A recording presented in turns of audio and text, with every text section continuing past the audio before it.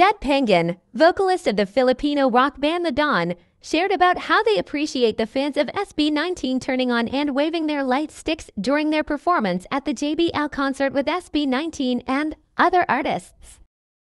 Just to make a specific example, we played for a JBL event when they launched a product sa MOA Concert Grounds, and we opened the show, big show, a lot of fireworks and snazzy stuff.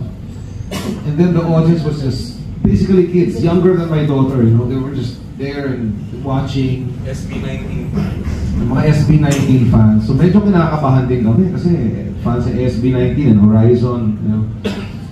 So after the gig, sabi ko sa anak ko, my daughter was there with me. Sabi ko, did they enjoy the show? Sabi niya, Dad, they did because they were twirling their light sticks or whatever.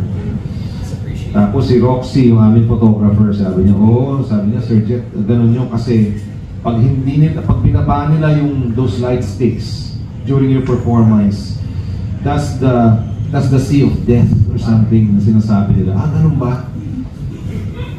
Yeah. So the mere fact that they were flashing their lights like that, to salamat and brought ideas, that means, nag-connect kayo. So I think the appreciation gestures have changed.